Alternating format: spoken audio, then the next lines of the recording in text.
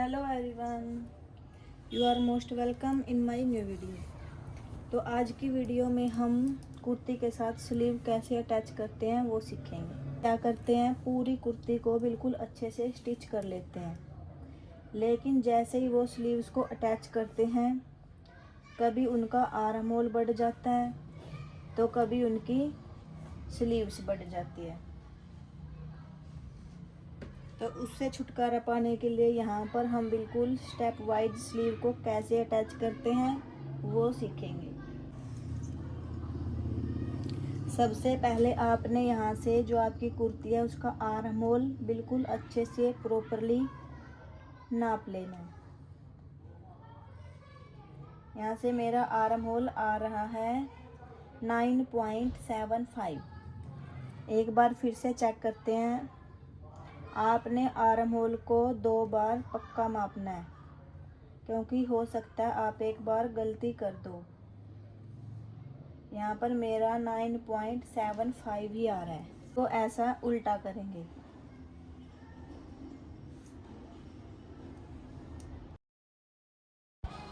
Sleeve को इस तरह उल्टा रखने के बाद अब हमने आगे से जितनी मोहरी रखनी है उतने इंच पर मार्किंग लगा लेनी है। उसके बाद जितना हमने अपनी कुर्ती का आर्म होल नापा था 9.75, उतने इंच पर ही इस तरह से जो फ्रंट वाला राउंड है उसको नापना हमने, और 9.75 इंच पर यहाँ पर भी मार्किंग कर देनी है स्लीव्स में। फिर हमने यहाँ पर मार्किंग को मार्किंग से मिला लेना है, जो आर्म होल वाली मार्किंग की उसको और जो नीचे स्लीव्स वाली की उसको। इसके बाद जो हमने मार्किंग की यहाँ पर हमने सिलाई लगा लेनी है। तो यहाँ पर हमारी स्लीव्स में देखिए सिलाई लग चुकी है। अब हम इसे अपनी कुर्ती में अटैच करेंगे। जब हमने कुर्ती को में इसको अटैच करना हो, कुर्ती को हमने उल्टा करके लेना है और जो हमारी स्लीव है उसको पलट लेना है, यानी कि स्लीव को सीधा करके फिर लेना है। इतना करने के बाद अब हमने इस तरह से देखिए इस तरह से स्लीव को कुर्ती के अंदर डाल देना है, और जो हमारी स्लीव वाला सेंटर है उसको हमने इस तरह से कुर्ती वाले सेंटर के साथ में मिला लेना है। ऊपर से हमारी स्लीव्स का सेंटर और जो हमारा कुर्ती का जो आर्म होल है ऊपर से जो स्टिच किया उसका सेंटर यहाँ पर मिलना चाहिए। इसको सेंटर से सेंटर पर मिलाकर हम यहाँ पर इसको पिन से एक बार सेट कर देंगे। जो बिल्कुल बिगनर है इस वीडियो को देख के वो बिल्कुल अच्छे से अपनी स्लीव्स को अटैच कर सकता है। अब यहाँ पर सेंटर से सेंटर मिला के आपने सीधा सिलाई लगानी शुरू करनी है। सेंटर से सिलाई लगानी स्टार्ट करनी है और फिर हमने अपने पिन को निकाल देना है।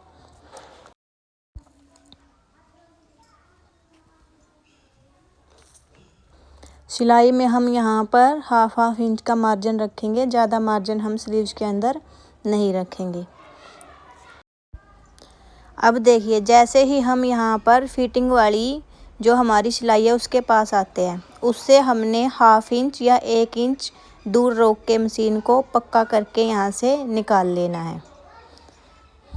देखिए जैसे हम सिलाई लगा रहे थे हमने यहाँ पर 1 इंच दूरी से इसको रोक दिया है। हमने एक ही बार में पूरे राउंड में सिलाई नहीं लगानी है। हम क्या करते हैं, शोल्डर से स्टार्ट करते हैं और पूरे राउंड में सिलाई लगा देते हैं। फिर हमारी स्लीव्स या आर्म होल बढ़ जाता है, तो फिर उसको सेट करने के लिए हमने पूरी स्लीव्स फिर से उधेड़नी पड़ती है। और यहाँ पर अगर हमारी स्लीव्स का जो नीचे वाला पार्ट है उसका सेंटर और ये फिटिंग वाला सेंटर अगर हाफ इंच 1 इंच आगे पीछे हो रहा है तो इसे होने दीजिए, इसमें कोई प्रॉब्लम नहीं है। आपने यहाँ पर इसको खींच के नहीं मिलाना है। आपने सिर्फ और सिर्फ ध्यान देना आपका शोल्डर वाला और स्लीव वाला सेंटर मिलना चाहिए।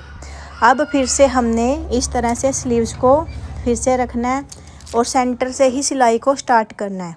अब हमने एक तरफ सिलाई लगा दी, अब हम यहाँ पर दूसरी साइड में सिलाई लगाएंगे। एक बार सेंटर से स्टार्ट करके एक साइड लगाएंगे और फिर से हम सेंटर से स्टार्ट करके दूसरी साइड लगाएंगे। और दूसरी साइड भी हमने यहाँ पर 1/2 या 1 इंच दूरी पर ही मशीन को रोक देना है। उसके बाद जितना भी हमारा स्लीव्स का और आर्म होल का फैब्रिक बचता है उसको एक बार आपस में मिला के खींच के देखना है। अगर हमारा कोई वहाँ पर फैब्रिक नहीं बढ़ रहा तो बिल्कुल करेक्ट है, हमने वहाँ पर सिलाई लगा देनी है। लेकिन अगर वहाँ पर हमारा स्लीव्स वाला मार्जिन या फिर हमारी कुर्ती वाला बढ़ रहा है तो यहाँ पर अभी हमारे पास ऑप्शन है, क्योंकि हमने इन दोनों सिलाइयों को नहीं दबाया है। जो भी फैब्रिक आपका बढ़ता है, अगर आपकी कुर्ती वाला बढ़ रहा है उसको कम नहीं करना है, क्योंकि कुर्ती में हमारी फिटिंग है। कहीं आप कुर्ती वाले को कम कर दो, आपने नोटिस करना है सिर्फ स्लीव्स के मार्जिन को कि वो कुर्ती वाले मार्जिन से अगर ज़्यादा बढ़ रहा है तो उसको वहीं पर, क्योंकि हमने सिलाई को दबाया ही नहीं, वहीं पर थोड़ा सा कम कर दो। और अगर आपका कम हो रहा है तो ज़्यादा कर दो, और ज़्यादा हो रहा है तो स्लीव्स को थोड़ा सा कम कर दो, और फिर वहाँ पर आपने सीधा मिला देना है। आप जब पूरे राउंड में एक ही बार सिलाई लगा देते हो तो फिर कोई ऑप्शन ही नहीं बचता आपके पास, तो फिर से हमने पूरी स्लीव्स को उधेड़ना पड़ता है। इसलिए यहाँ पर हमने 1/2 इंच या 1 इंच पहले मशीन को रोक दिया था, ताकि हम नोट कर सकें कि हमारा फैब्रिक कोई बढ़ तो नहीं रहा। मेरा तो कोई फैब्रिक नहीं बढ़ा। अब जब यहाँ पर हमारा फिटिंग वाला ये मार्जिन आता है तो इसको हमने पीछे की साइड, जो ये वाला मार्जिन है फिटिंग वाला भी और स्लीव्स वाला भी, इसको हमने दबाना नहीं है, पीछे की साइड करना है। और पीछे की साइड करने के बाद फिर वहाँ पर हमने उसके ऊपर से मशीन को चलाना है। जब हम इस मार्जिन को फिटिंग वाले को स्लीव वाले को दबा देते हैं तो फिर हमारी स्लीव्स खिंचती रहती है। ये देखिए यहाँ पर प्रॉपरली हमारी स्लीव लग के बिल्कुल अच्छे से रेडी हो चुकी है। अगर आपको वीडियो में कुछ भी इन्फॉर्मेटिव लगा हो तो please do subscribe my channel.